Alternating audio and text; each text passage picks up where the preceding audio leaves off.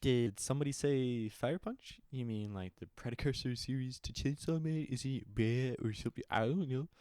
Is what I would have said if I didn't binge Fire Punch in one day and crave the sweet taste of more of Fujimoto's writing, which led me to Chainsaw Man. But this isn't about Chainsaw Man right now. This is your lucky day for a Wombo combo video. I'm writing about these two that swept into my list of favorite manga. Two stories that are full of gore and violence and a somewhat hopeful message at the end. I don't know. Truly encapsulates my favorite things in all of literature. So, if you don't know anything about this madman's almost masterpiece, here we go. I'm the Great Banana, and this is one of my favorite manga, Fire Punch and Chainsaw Man. So, with Fire Punch, we start in a post apocalyptic world where the world is just, freezing over, the opposite of global warming. We meet our main man, Agni, who is the provider of this village he is residing in. Ugh. Ooh, that was nasty. Anyhow, now, the world of Fire Punch is sort of like Boku no Hero Academia, or as we say in the West, My Hero Academia. Okay, sorry. There are superpowers that are all right. We got regeneration, electricity, super strong, and the regular hellfire. Agni is a regenerator and feeds his village with his own flesh. I mean, that's pretty tight. What are you gonna do? He's got a sister, but she's not important right now. I mean, she is important, but like, in that I gotta progress the plot and I don't know what to do kind of way. Anywho, the village gets a visit from one of the last civilizations left. And then the visitors are like, "Oh, these people are cannibals. Why don't we do what's reasonable?"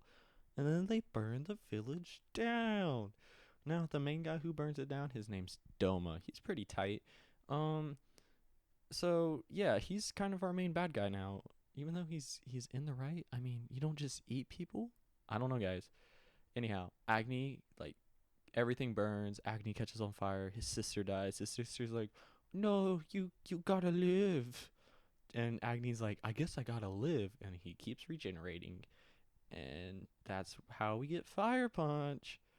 Now, if that doesn't sound like a great start to Revenge Story, it gets better. I don't want to spoil it, so I'll stop right now.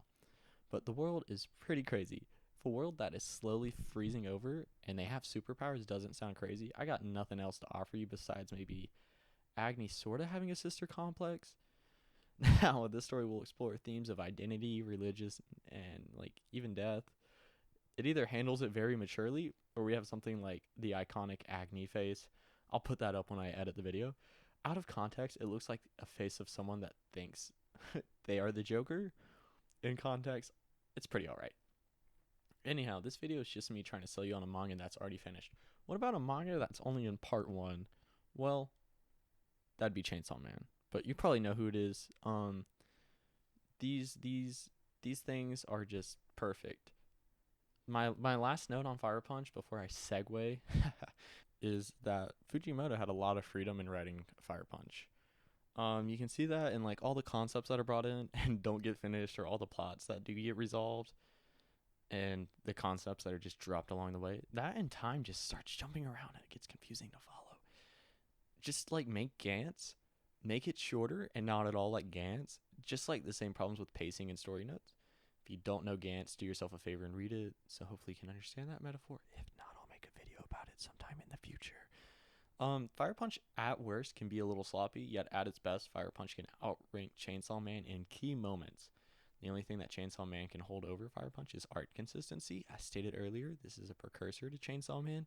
You will see some of the same concepts in Chainsaw Man, or even same character archetypes. Now, I'm sure you've had to have read Chainsaw Man by now. It got its anime announced recently. Every manga or anime channel has probably talked about it by now.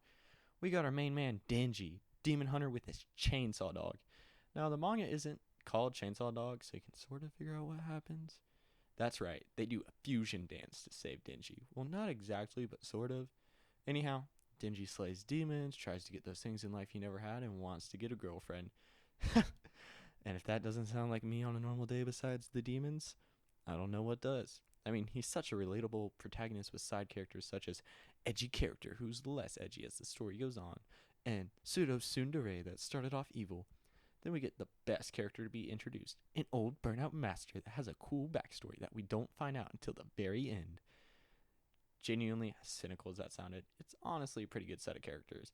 Even if the description doesn't do it justice, I'm a YouTuber at the end of the day trying to make pot shots for funny jokes. Now, if you don't enjoy the first couple of chapters, just drop both of them. I don't endorse reading something if you don't enjoy it. Though if you do enjoy Fire Punch, try Chainsaw Man. These are two different stories, so you might find fondness for one and not the other.